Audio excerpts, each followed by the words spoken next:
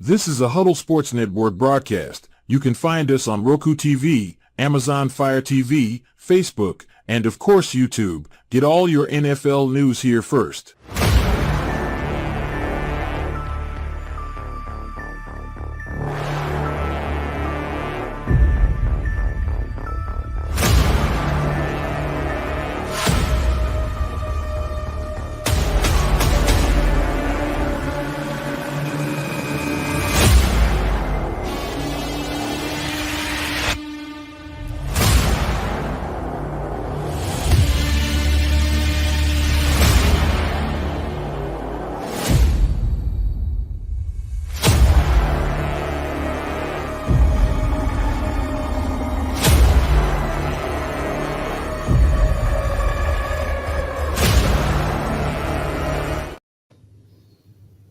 Hey, good evening. Here we go.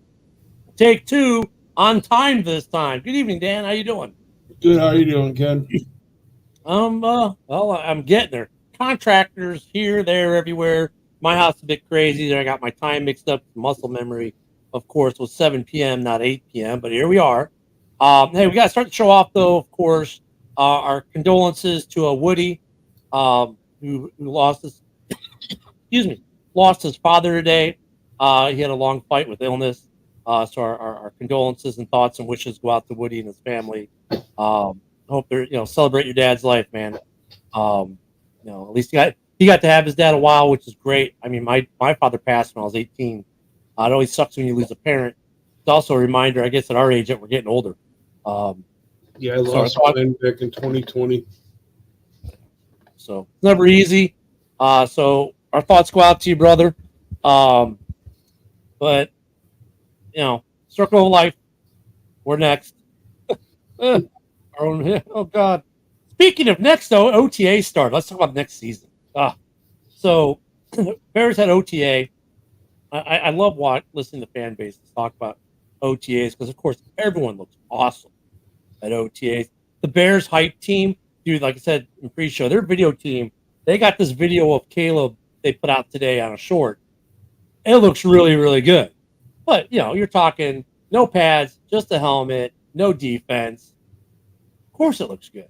Right. I love these other fan bases. Oh, did you see so-and-so? They were so, oh, my God, they look so good. Like, dude, it's helmet, no defense, no pads. Everyone looks good at OTA. I'm like you. I just wish the season would start today. Let's just get it going. I'm tired of hearing all the predictions because every team, I went on the Lions show Monday out on our channel here. I got in the chat and I said, breaking news, this just in. Every team in the NFL wins 13 games. And Russell got, oh, you need to defend that. But I got all serious. I'm like, dude, it's a joke. But it's true. Every fan base you listen to, their team, Vikings fans, oh, we're going to win 13 games. Well, except for one Viking fan I know who thinks 6 to 8. Hey, good evening, Matt. Lions fans, oh, we're going to win 13 games. Packer fans, oh, we're going to win 13 games. Some Bear fans out there, we're going to win 13 games. Everyone's winning 13 games. I guess Oprah's out there handing out W's. Then you get 13. You get 13. You get 13. You all get 13. I can't wait for the season because, like, on paper, everyone looks good. Like, you can look what people added. They added quality. You don't add junk. When you trade for a guy or sign for a guy, they probably had pretty good numbers or you weren't going to sign them. Right. Look at even like when we trade for Chase Claypool. On paper, it looked good. And then the other fan bases, oh, your team doesn't look good because they're a Packers fan. Oh yeah, the Bears look terrible. John Dorn, they'll win 5 games. Oh my God, yeah, 10's my number 2, Matt. I think my rationale though is a little different than some. My rationale is this: I think this team wins 10 games with Justin Fields, right? So if you're going to trade Justin Fields, you didn't trade him because of the money contract situation, right? You don't get rid of a good quarterback to to another quarterback who's unproven, right? Because I'm going to save on the rookie deal. You go because if your polls, you're saying Caleb Williams is better than Justin Fields is today, right now, and he has a higher ceiling. Otherwise, you keep the guy you got. And I think anyone would agree with that. Like, if you're the Packers, you're like, I'll get a new quarterback if they're better than Jordan Love is right now and they got a better ceiling. Then I'll kick Jordan Love to the curb tomorrow. Right? And so I figure if you could win 10 games with Fields, you won 7 with Fields with only one wide receiver to speak of. Now you had one tight end who played decent last year. Now you've got 2 or 3, or at least 2, right? So I mean, you've got a better offensive line on paper at the center position because that's where we were the weakest last year. So I mean, that's why I say 10 games. Yeah, I can see 10, 9, 10. Now here's the question: if Caleb Williams is as good as he's hyped to be, well, let's do this in level. Let's say he's as good as or exceeds expectations that people have put it out there in the league, be it talking heads like us or the talking heads that make millions of dollars not like us, right? And if he meets or exceeds those expectations, how many wins do you think the Bears could get? If he exceeds expectations, possibly 11. Okay, well, that's still a pretty conservative number. If he shrouds it, comes out as gangbusters, and exceeds expectations, the rest of this division's fucked. I'm sorry for the language, but they are. If he exceeds expectations, throws a 4,000-yard season and a boatload of touchdowns, and if all 3 of his main receivers get over 1,000 yards, and a tight end, at least one of his tight ends are about 500-600 apiece, and his running backs trying to get to. If he's over 4,000 yards and he exceeds expectations, this division is screwed from now until the end of time, or he gets hurt. Henry says 12 to 13. Look, if he exceeds expectations, it's 13 to 15, guys. If he exceeds expectations, if he is like better than advertised, because the reason some of these pundits on national TV they're already giving the Bears 12 wins. Some of these guys from CBS, Fox, ESPN. If he exceeds that expectation, it's got to be 12 to 15. I don't think that's going to happen. Don't get me wrong. I know Dorn's like, oh my God, you're being so I get that's unrealistic. That's the point. If he meets expectations, I agree that 11, 12 is more. If he's at expectations or just below it, anywhere from 10 to 13. Because that defense is good too, right? And there's other pieces besides Caleb. But this is why, like Dan, like with you, I cannot wait for the season to start. I'm just tired of all the dream working. You only got a month and a half before training camp starts, usually around the middle of July, isn't it? Yeah, July, August. Yeah. I tame my expectations. Yeah, man. After the last decade or so, I think we all have. Since 2006, it's been in. And then we got really excited after 2018, and then it was like, I think we got overboard. We were like the Lions are. After 2018, we acted like the Lions are now, and we learned real quick. It's hard to repeat in this league, and teams figure you out, and players drop off. But I mean, Caleb is something special. One way or the other, he's gonna be special. He's gonna be especially good or especially bad, I think. Right. Hopefully, but this hopefully all the seeing him play in college, winning the winning the Heisman Heisman next year, just looking. Yeah. I mean, so Lions fans like, oh well, you either have to believe this or you have to believe that his PFF grade in college. Dude, I don't care about that. Has he played a snap in the NFL yet? No. I mean, I get it. We generate the hype based off what he did in the college. Hence, he was the number 1 overall pick. Got it. But dude, who knows how his game is going to translate? with Shane Waldron and this receiving core. Because I'll guarantee you this. He never had a receiving core like this at USC. No.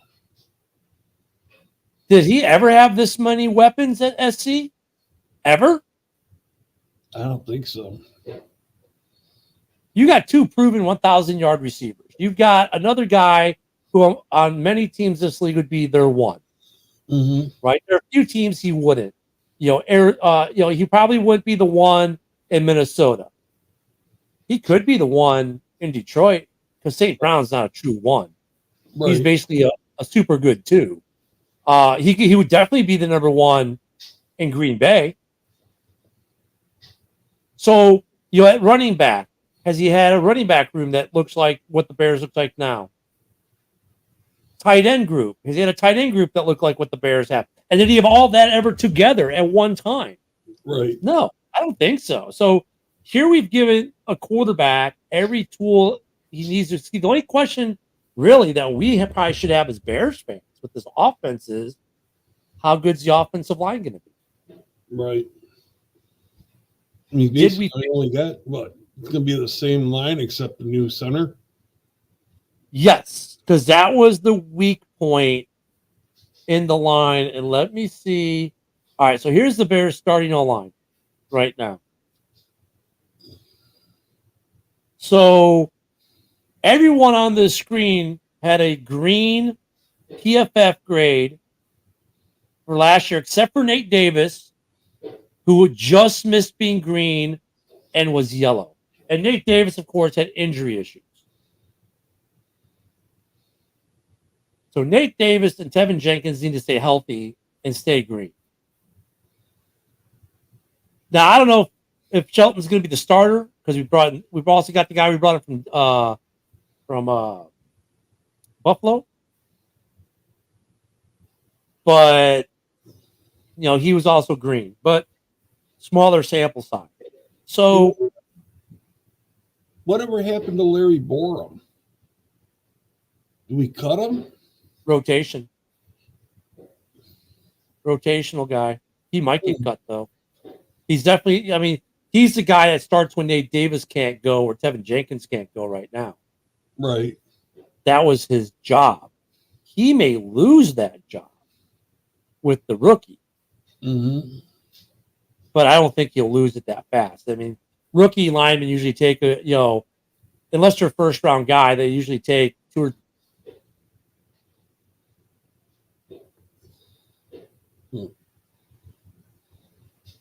better. Now he's kind of becoming a fixture there. So they take a couple years. But, last year our PFF grades at center were deep, deep, deep, deep, deep. They were deeper red than the county I live in Florida. That's how deep red they were. Wow. That was the point of weakness, and teams knew it. And they exploited it, and they killed our offensive line at the center position. It was the weak spot. Right. And I look at if I'm Green Bay, I'm attacking the center position still until they prove otherwise. Right? If I'm the same old fool's gold lion, to steal some John Dorn quotes there, I'd keep attacking the Bears center until proven otherwise. Right. But offensively, Caleb, man, if he's even as good as Justin Fields, 10 games is not out of the question. 10 games should be the standard for him. If he's just even as good as Justin. Right. Should have 10, 11 wins. Because let's look at the schedule. Well, Dan, let's look at the schedule again, right? Okay, the Titans week 1. Okay, week 1. Kind of a crapshoot because preseason, right? Mm-hmm. But Titans have a new running situation. They have a lot of new pieces on their team. They're going to be a good team, though. Right. But this is a game the Bears could win, right? Bears have a really good defense, a lot of weapons, okay. Now the Texans games. Now some people, Texans, that's automatically an L. Why? We have a really good defense. Right. Going up and against look how CJ Stroud. But look at the problem Stroud had against Baltimore in the playoffs last year against another really good defense. He wasn't that effective, right? Right. Remember, the Texans played one of the easiest schedules in the league last year. So, okay, but that's a game. Even if Caleb isn't playing great, the Bears should be in that and should be able to maybe win that game. Yeah, Chris, I agree. I mean, look at it. I don't think they have to necessarily start hot, but I think all the teams in the North could win 10 games possibly. Because even the Texans games, like I said, some people, oh, that's a lot. Why? We've got a good defense. The Colts, well, they're a mess. Every team in the North should beat them, right? The Rams are completely beatable. The Panthers, we should beat. The Jags are beatable. The Commanders, we could beat. The Cardinals are beatable. The Pats are definitely beatable. The Packers, probably one of the hardest tests we'll have of the year because it's the Packers, not even because of how good they are. It's just that game. Going to week 12, the Vikings, we can beat them. We know we can beat them. The Lions, we beat them last year. We were a Jalen Johnson drop pick 6 from sweeping them. We can beat the Lions. The Niners. Dude, the Niners are a good team, but think about it. They fought to get past Green Bay. They fought to get past Detroit. We beat Detroit. We can hang with Green Bay. We can win that game too. It's a winnable game. The Vikings game, winnable. Lions, winnable. Seahawks, winnable. Packers, winnable. Every single game on this schedule is winnable. Every single game. So now, that's just like looking at the schedule. So this is why I get mad at this time of year, because every team, 10, 12, 13 wins easy. Dude, Bears have 17 winnable games on their schedule, which is where you want to be, honestly. The Packers have 17 winnable games on their schedule. Mm-hmm. The Lions have 17 winnable games on their schedule. The Vikings have 17 winnable games on their schedule. That could be said of all the NFC North. Carolina, though, does not have 17 winnable games on their schedule. So the Commanders, maybe for a little bit. but I'm trying to say there's a difference, though, right? The Commanders don't have 17 winnable. They're just a couple games that they just don't even belong in the same stadium, right? So, I mean, I think the Bears are in that tier where every one of their games is winnable. Now look at Packer fans like, oh, there's no way you can beat us. I mean, you haven't done it in 5 years. Yeah, that was the last 5 years is the new year, right? It's still a winnable game. You still have to go out and beat the Bears. Look at week 1 last year. The Bears had your number. Jones came out, saved Love's day, because Love wasn't doing jack in that first half until Aaron Jones lit it up. And we didn't have an answer, and our defense wasn't that good yet. Right? So, I mean, it was winnable. Right. The other thing I hate about this part of the year is, well, look at everyone's clean on paper. You've got all these guys and all these stat lines to look at, and you assume they're going to perform at or around the same numbers. But, once we hit week 1, 2, 3, now we see injuries, nicks, bruises. That changes what's winnable and what's not, right? If CJ Stroud gets hurt in week 1, the Texans aren't beating anyone for a couple weeks.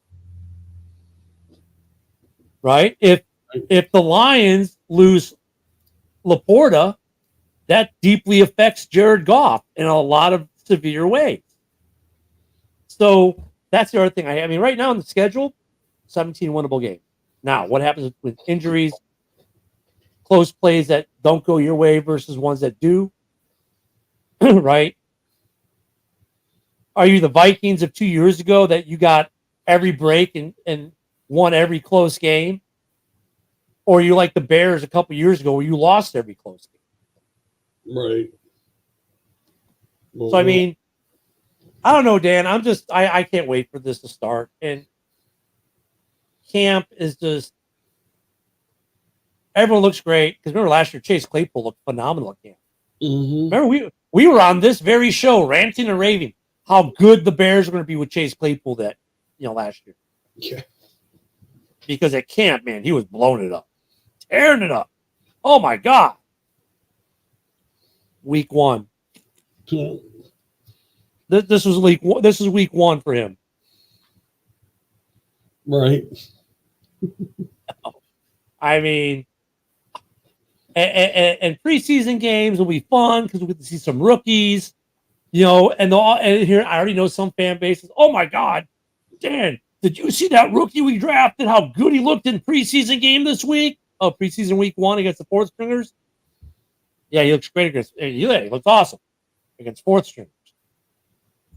Yeah. How about against the first stringers? Right. I don't know. I mean, let us know in the comments what you're thinking. I mean, look, I think there's an excitement about this Bears team where, like, Dan and I are just like, let's go already, because we think there's something special with this Bears team. It feels different. Different feeling they haven't had in a while with them. Hey, Woody, don't be sorry, brother. We look at you missed earlier, but we gave a shout out to you and your family. Let you know that all our thoughts and prayers and well wishes are with you. Celebrate your father's life, man. Be with your family. We're here for you, man. You know that. And the guys who watch the show know that. So if your inbox starts getting flooded with well wishers, you know why. You can blame Dan and me. So, but spend time with the family, brother, and send them our best. Woody doesn't have the same feeling we have about the season, though. He's a little down because he doesn't like Caleb. He wanted Jaden Daniels. I wanted Jaden Daniels too, but Woody doesn't think. But I mean, the feeling though around the league is this Bears team is going to be. I think there's just more excitement about this team in general, even without drafting Caleb. Just like after we signed Swift and Keenan Allen and what's his name, the other tight end, and replaced all our centers, the hype was already there. Right. Then you go out and you get Caleb, you get a Dunze, a punter that can actually punt. I mean, there's an excitement. Iowa's offensive player of the year. They were saying. Yeah, he was Iowa's only offensive weapon. They had a really good defense. They would score. So basically, they would fail. He'd punt, pin them. The defense would stop them, and they would get short field position or returns. And that's the only reason they could put up points. I mean, but with the new kickoff rule, I would be surprised if you don't see him doing kickoffs. Because if he can land the ball in the landing zone and then have it roll through the end zone, put him on the 20, that's going to be a commodity now. So it's going to be interesting. The game is good. And that's the other thing with these wins. Like, we don't know how this is going to affect us. A team like Carolina, who probably only has 3 winnable games on their schedule, could win some extra games because of it. If you've got a really good returner, dude, that can make up for having no defense or no offense. You think about it. With this new setup, you got a speed guy. Dude, you got Tyreek Hill. Who cares? He won't even need Tua. Right. In theory, if they start running them back, I mean, your defense is going to get a little tired to be on the field so much. Get some more depth. So I think there's an excitement, but there's another thing that I know we've been talking about almost every week. So here we are now, 2/3 of the way through May. Yeah. When's this announcement going to happen? It's already happened. Bears Did they announce? The Bears didn't get it. Went to the New York Giants. No, that's a different show. That wasn't Hard Knocks? That is Hard Knocks. That's Hard Knocks. I think they're calling it postseason. So basically what it is, it covers from when their season ended through the draft. The first episode airs like July 2nd or something like that. That's when the first episodes air. The training camp Hard Knocks has not been announced yet. Oh. So there's only 3 teams eligible, right? The Bears, the Saints, and Denver. They're the ones that are eligible to be forced. The other thing about the Giants volunteered to be part of that for their 100th anniversary, but it covered the up to through the draft. Hold on 1 second. I'll be right back. 1 second.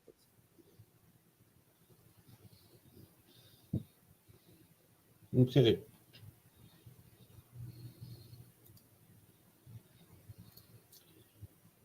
Get excited about this season. I mean, we'll see what we do. And that hopefully Caleb Williams exceeds better than, change my mind about him and that, but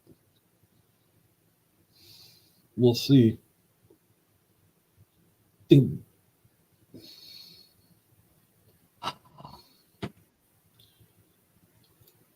First world problem. My wife's like, "There's a hot tub." I'm like, "We're in the middle of the live.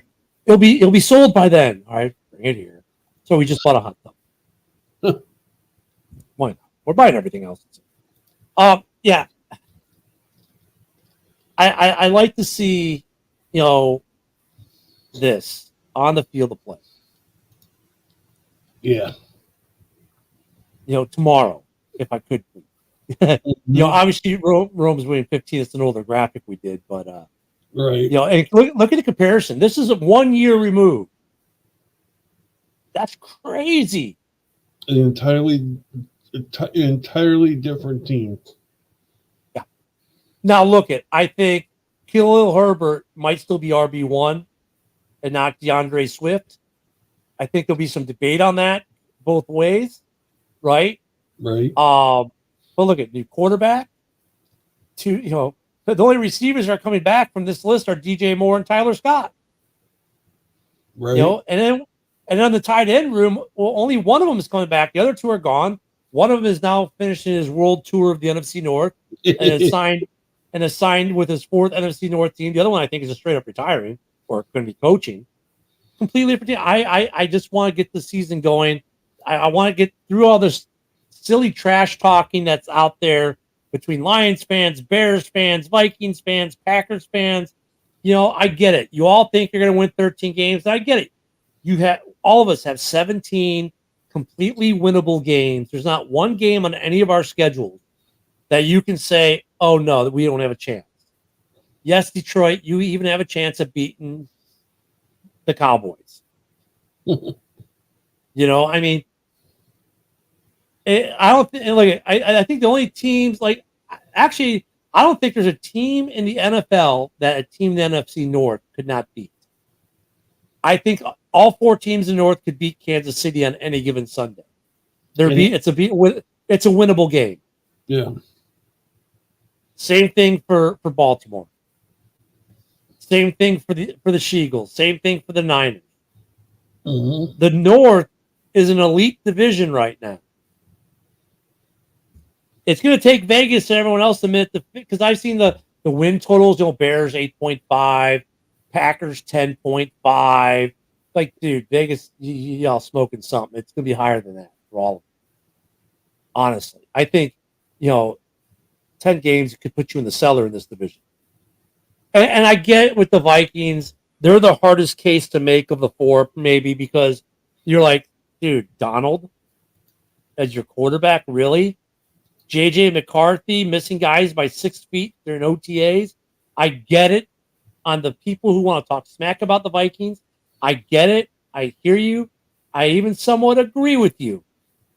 But their defense is going to put them in some great positions. And if Darnold or JJ can just manage the game, they're going to be okay. Now, if the other JJ, holds out, well, forget about it. They're winning 3 games. You're the best receiver in the game doesn't play. That's a big weapon to lose. Maybe not 3 games. Can't wait to see what JJ gets contract-wise. So, here's the thing. And he's not the only one, right? CeeDee Lamb needs a contract. T. Higgins, who's on the franchise tag but hasn't signed the tender, which he's getting a massive nice pay raise at 21 mil, almost 22 mil. Dude, I think they're going to do the wide receivers like they did the running backs last year. They're going to try to reset the market. The hard part is this. St. Brown's getting 30, right? Devontae Adams is going to get 45. because of the balloon on his contract. Right. I think the Raiders might try to change that though, and they're gonna extend him to change that number. But like JJ's gonna get franchise tag, and the way it's a top 5, and they'll probably and look at it. If I'm the Vikings, I'm gonna put him on the non-exclusive tag, which will probably guarantee him somewhere between 27 and 30 mil, depending where these top contracts end up that still get signed or that are going to be there for this year. But it'll be in the 30 mil, right around 30, and he wants almost 40. And they'll say, here, we're going to franchise tag you. And if you can go somewhere else and get more, sweet, we're getting 2 number 1 picks for you. Right. Same with CD Lamb. I'm going to put the tag on you, and you're going to get about 30 mil. And, hey, good evening, Yoli. Hey, Hope you had Yoli. Hey, look, I started my day with Yoli. I'm going to finish the day with Yoli. One would be on JB's show after this, too, but maybe I'll see Yoli there. Yoli starts the day with us in the morning every day. So good to see you, Yoli. Hope you had a good day. Hope your siblings are excited to see the Bears as we are. You know, she's in a family of all Bears fans, and there's her, the lone Packer fan. But I know they're probably all excited with this Bears team. Yep, there she goes. Yep. I think they're going to reset the wide receiver mode. I think they have to. Dan, what happens if JJ gets 38 to 40 mil? Yeah. I don't know. And we got a special bear down to Yoli's brothers. You got to train your sister better to be a Bears fan, not a Packers fan, but that's okay. We get it. We still love Yoli. Look at it. Our JJ got what, 20 mil a year, right around there? Yeah. Was that his contract? So he's got covering their JJ. So if our $20 million JJ shuts down their $40 million JJ, what do you think our JJ is going to want? Like, dude, I'm shutting down a $40 million player. I get paid half as much. Pay me more money. Right. Yeah, Yoli, I'm not sure if you were here for that, but I went through the schedule, and really, I think all 4 teams in the North, if you look at our schedule, all have 17 winnable games. I'm not saying they're going to win 17 games. Obviously, you can't because it's a division game. But you look at the North, those are 17 games that any one of the Bears could win all of those games, in theory. They're good enough to win against all those teams. The Lions are good enough to beat all the teams on their schedule. The Packers are good enough to beat all the teams on their schedule. On paper right now, when everyone's healthy, looking great, of course, it's easy to say that. But just a great division. We're going to have a fun division. But I think, Minnesota, they're the one, I think they're in that same boat a little bit. But, like, they got this problem with JJ. And like, Justin Jefferson, like, if you give him 40, dude, now what does that do to the cornerback and safety market, let alone the wide receiver and quarterback market? And the quarterback market, there's nothing you can do about that. That's your own fault for making the quarterback the most important position on the field, right? It's no longer the running back. It's not the other players. You've put so much on the quarterback to be the face of a franchise, and to be the franchise, they're going to make that kind of money, right? Dak Prescott is going to get $60 million from someone. It may not be the Cowboys. It may be the Raiders next year, or someone else. But he's going to get it. I mean, and the salary cap's going to go up. That's great. That the Netflix revenue, the all the app, the licensing deals, the European games, the Brazilian game, all that is going to raise the cap even further. But I mean, GM's got to get this under control. Yeah. Like, Keenan Allen, what's he going to make? Keenan Allen's actually one of the highest paid this year. He's in the top 5 at 32 mil this year because of the balloon. He's not going to get 32 mil next year. Well, yeah. DJ Moore in 2 years, what's he going to get? At this current rate, the way he's playing, is he going to be a $45 million wide receiver? Maybe. What's a Dunze going to be in 5 years? Can't even imagine what it'll be. What's Caleb going to be in 5 years or 4 years? We have to coming to that rookie 5th-year option. Where do you have to pay Caleb? So they got the GMs, I think, the Bears, we have a lot to be looking forward to. We have a great lineup. The Packers, great lineup. Lions, great lineup. And the Lions have a great lineup, and they've signed most of their core for 3 to 4 more years. The Bears are pretty similar. We got a couple, Keenan Allen's got 1 year. DJ's got 2. Everyone else has got 3 to 4 to 5 years because we're young, right? Cool.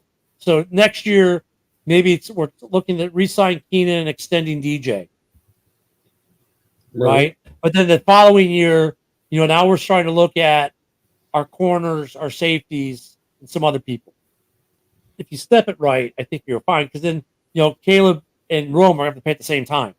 But look, the Lions just proved you can do that, right? They just proved you can do that. So, but the wide receiver money guy coming to control me. I think they're going to, I don't know, let us know in the comments. What do you think? You think they're going to reset the market? You think these GMs are just going to hit that button and tell, Justin Jefferson, CeeDee Lamb, hey, we're tagging you. What are these guys going to do? Sit out and lose $20-some million? Plus fines. They'll get fined because they're under contract this year. So if Justin Jefferson sits down, not only is he going to lose, he's due to almost $20 million on his rookie deal this year. If he decides to sit out, he's going to lose $20 million in payments, and then he's going to get fined on top of that. Wow. Does he really want to lose $20 to $25 million to try to get 40? Then if you give him 40, it's still going to average out to 20.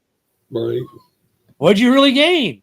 So I think I'm all for GMs just going tag him, be done with it, reset the market like you did the running back. Because now running back contracts are under control. These guys who are getting 12, 13 now, we're getting 25, 30, right, a couple years ago. What was Pollard's contract? It wasn't Pollard like $25 million a year? I think let me see. I think he was the last big contract.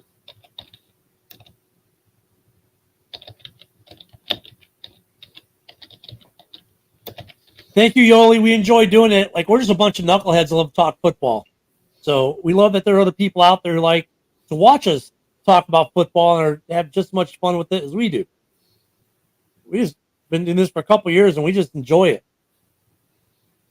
We try to go make sure we're always on when we say we're going to be on, but life happens. I'm sure Mike had a work incident today. It's that time of year where producer Mike sometimes I'll get a message at 10:30 at night. Dude, I just got home. Because of his job. He signed. I think I want. Oh, well, go ahead. He signed a 3-year, $21.75 million. That's the current. Yep. What was his one before that with Dallas?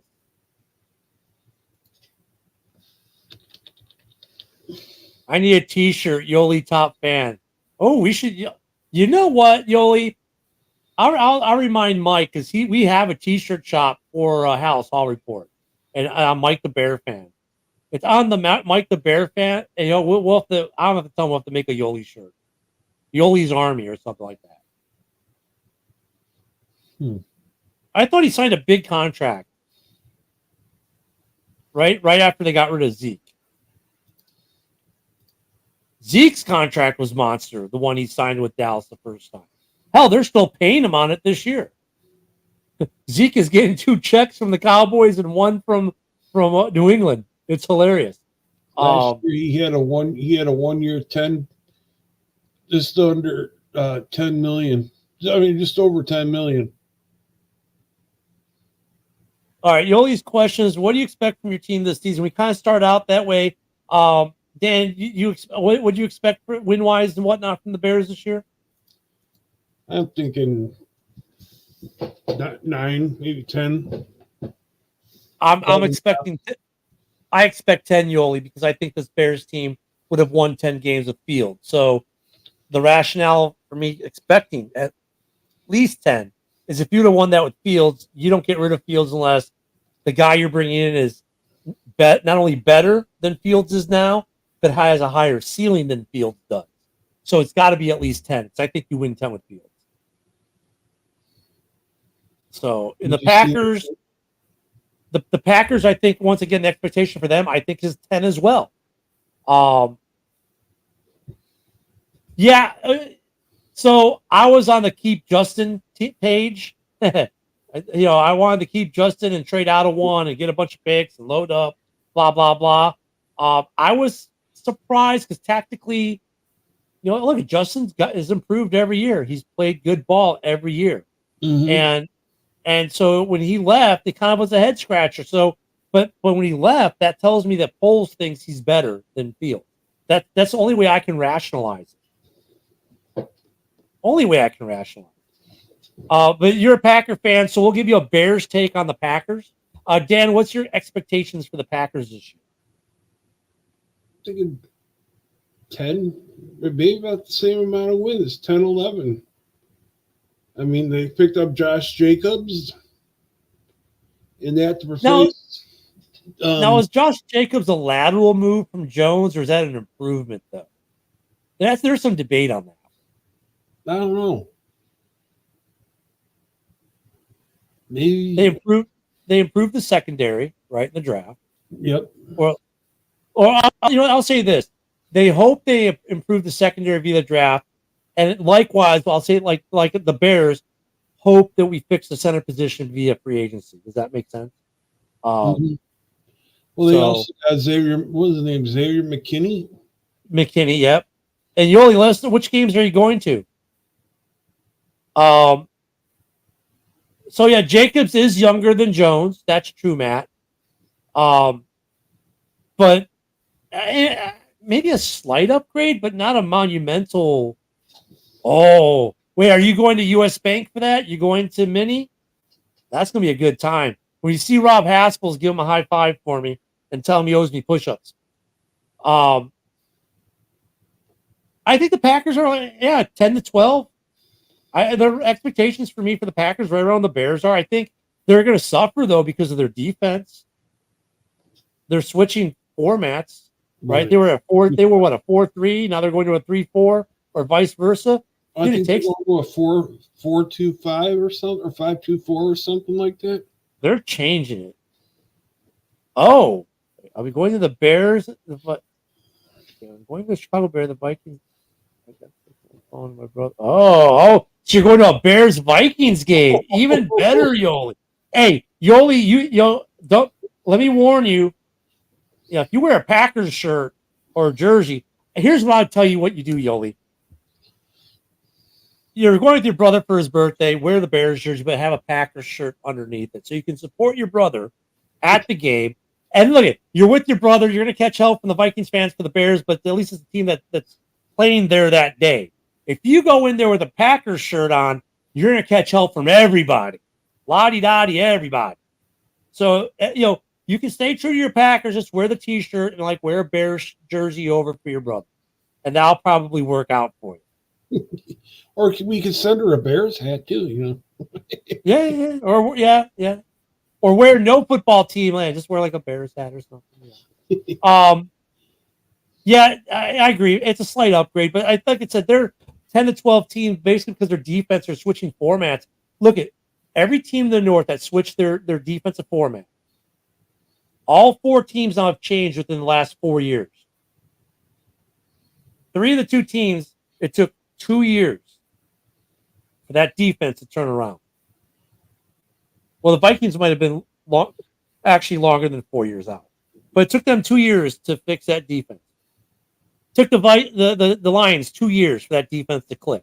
It took the Bears 2 years, a season and a half. The back half of last season, it finally started to click. So let's say it takes at least a full season to a season and a half to change your defensive scheme and have it start working effectively. Right? Wait, a Viking fan invited me to go to the Packers. Oh, yeah, there you go. Wear your Packers jersey for that one. Fuck the skull. That's what you're going to say for that one. There you go. So with that defense, I don't care. It could be one of those years in Green Bay, really, where that offense clicks and Love is putting up big numbers and they're winning. They're putting up 35. That defense is giving up 50 or 45 or 37. So the defense is what's going to hurt Green Bay this year. And talent, but dude, talent's moving to different positions now. It doesn't necessarily translate.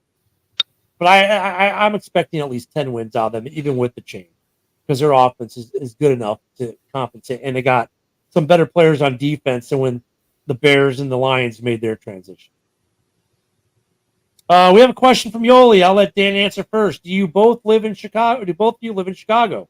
I'll let Dan go first. I live up by Wisconsin Dells in Reedsburg, Wisconsin. I'm from the southwest suburbs of Chicago. I'm from Oak Lawn, which is right by Midway Airport. And I'm a North Sider, born and raised in the northwest burbs of Chicago, but I now live on the Gulf Coast of Florida because the Army moved me around so much over the 26 years I was in. We ended up in Florida, and here we stayed. So last year I got to go to the Bears-Saints game in New Orleans. Had a great time. Ran into a couple people who watch our show in NOLA, which was kind of cool. But I'm in Florida. Yep, there you go. I still rep the Cubs. I still rep the Blackhawks, born and raised. So I don't really, I follow for Florida. The only team I kind of follow at all is Orlando City for soccer, because I was living in Orlando when they got their franchise. But that's about it. I have a friend that works making coffee. Oh, there we go. There you go. Hey, you should make yourself coffee mugs, Yoli, though, for every day of the week for the different shows you watch. Like, so you're in class and like one day you got your Ken and Ken, the next day you got your Frozen Tundra. We gotta find a way to get the Yoli coffee mug line going too.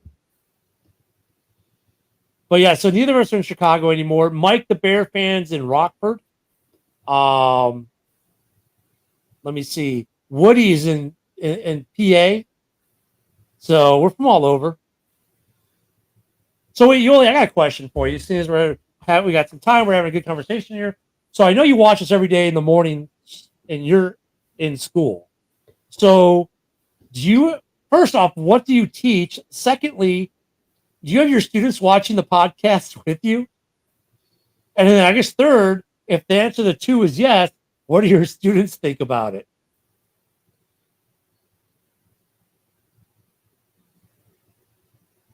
It makes for, because she's on every day. She watched, I know she had her principal or whatnot watching with us this morning. So so it's great. I know Matt Matt's like Yoli. He watches every show. Like he was on JB's shows commenting this morning after the morning show. He's like, okay, here we go. From Yoli, she teaches 4th grade. Okay, your students don't get to watch a show with them, but their fathers and mom watch the show. That's how they know. Wow, okay. So your students' parents are watching the show. That's phenomenal. So you have some well-informed parents there. So I can bet that student-parent conference has got to be interesting when you go to Mrs. Cruz's class. It ends up in more of a discussion. Did you watch the podcast last night? Did you see what Nick Green was saying on the Frozen Tundra Network? Oh my God, that guy needs to stay in Utah. But that's awesome, Yoli. We're so happy watching, and we do appreciate you watching not just our show, but all the shows you watch on the network. It's phenomenal. 11 a.m. Yeah, okay. Yeah, the good old morning show. That's the only reason I get up in the morning. Is otherwise I'd be sleeping till 11 or noon every day because I'm retired. But yeah, that's what's great about the internet is the fan bases now aren't we're all Bears fans on the show, but none of us really live in Chicago proper anymore. Everyone's gone. It's like if you look at Frozen Tundra, Bill lives in Rockford. Nick is in Utah, right? I mean, Packerbacker Ken, upstate New York. Nick, I think the only one that lives in Wisconsin on Frozen Tundra is Dorn. And really, he just lives in the woods. Right. Oh, there you go. Yeah, because isn't that nice with the TV option now with us being on Roku and Fire Stick? That gives you another option. My wife's first thing when she saw us on TV said, you need a better webcam. So I guess I'm going to get me a better camera here eventually. Yeah, Rob's exactly. Look at Matt watches so much. Rob's in Texas. Thank you, Rob. Matt, can't forget about Rob. He's in Texas.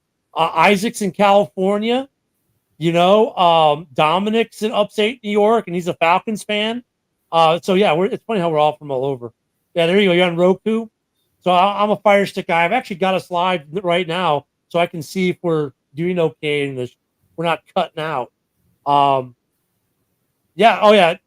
So I won't be at any games this year, but you'll definitely meet like Rob from VWO. He'll be at Vikings games, and he doesn't even live in Minnesota. He's in Iowa. Yeah, I'm thinking about going up to Minnesota. I'm only about 3.5 hours from Minnesota. I'm thinking about maybe, thought about it last year too, about going up to Minnesota to watch us play the Vikings this year, which I think is like the week before Christmas. I can tell you. It is going to be, is that the Monday? Yeah, at Vikings, December 16th, Monday Night Football. Yep.